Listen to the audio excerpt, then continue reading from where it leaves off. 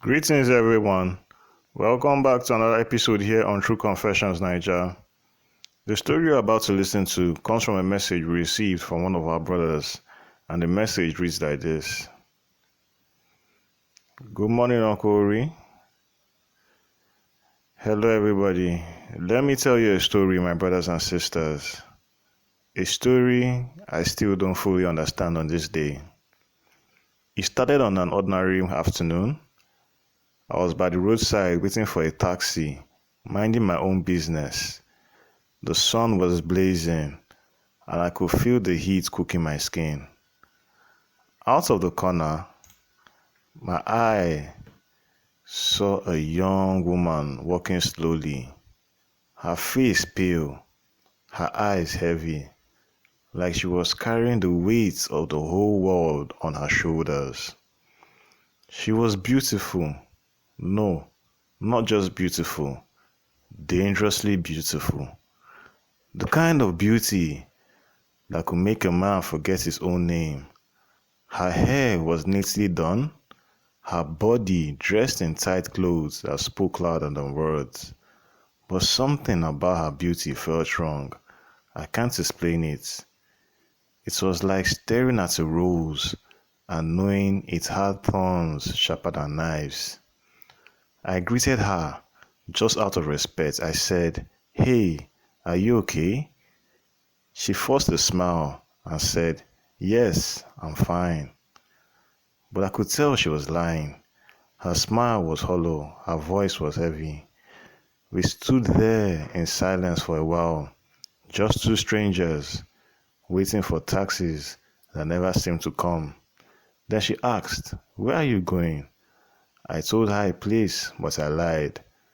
Don't ask me why, I just didn't want her to know where I was actually headed to. That was when she said something that shook me.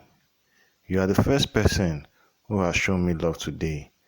I was stressed, but when you greeted me, I felt okay. There's something good about you. I was about to thank her and walk away, but then she dropped a real bomb.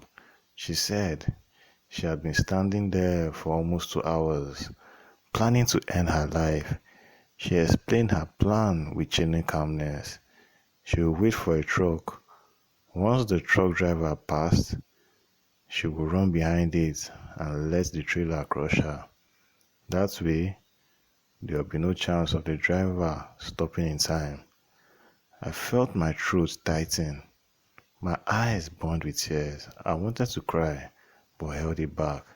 She looked at me and said, "It's okay. Cry if you want. The way you are crying, you're actually healing my broken heart." That moment, I don't know how to explain it. It was like we had connected in some strange, unplanned way. We walked together to another spot to catch a taxi. Eventually, we went our separate ways. I thought that would be the end of it, but life had other plans.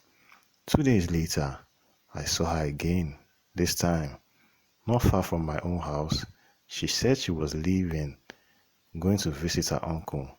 I showed her where I lived, and she asked if she could visit me sometime. I said yes. From that day, she started visiting almost every day, and then we started dating. One day, she came to my house. We were talking, laughing, just being normal, or so I thought. Then she asked, "Is there anyone else in this house?" I said no. Suddenly, she grabbed my hand, pulled me into my room, and locked the door. I told her, "Wait, I'm not ready.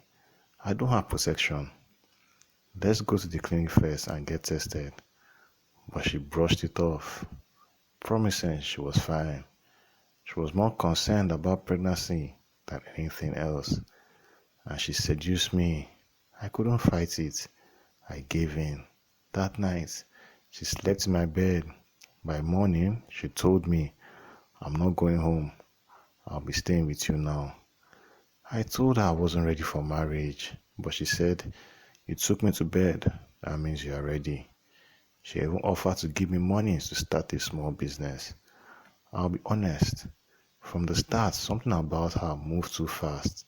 She was too eager, too perfect on the outside, but not quite right on the inside. Still, she was beautiful, and when I looked at her, all my doubts melted. Within a month, she said we should get a bigger apartment. We moved. That was when she revealed she came from a wealthy family. I didn't believe her until I saw her banking app. The numbers in her account shocked me. She transferred a huge amount from one account to another, and I saw the notifications. This was real money. She said her mother was South African, her father from overseas, but never told me from where exactly. I asked her family. She avoided the topic. One day, my family called me back home. She agreed to come with me, but the moment my mother saw her, she whispered to me, "This girl, she's too clever, be careful." Soon after, she claimed she was pregnant. I told her I wanted to meet her family, at least her uncle, just in case anything happened, but she kept postponing. Then came the first miscarriage.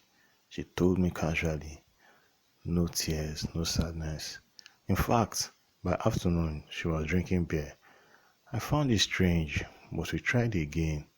She claimed to be pregnant, then miscarried again within 2 months.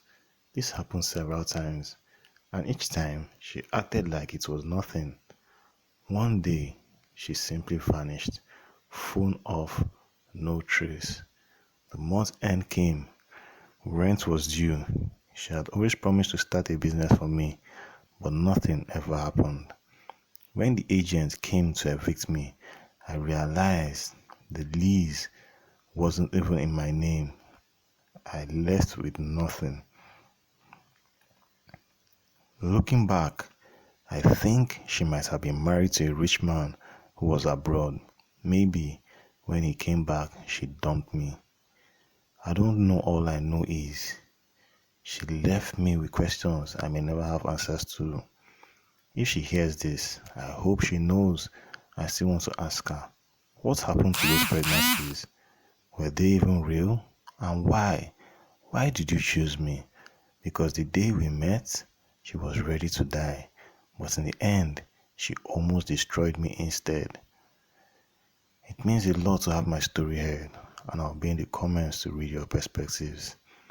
Dear listeners, right there was a message that was sent to me by one of our brothers. Let us try to talk to him in the comment section. Things they really happen for this our world. Now wow.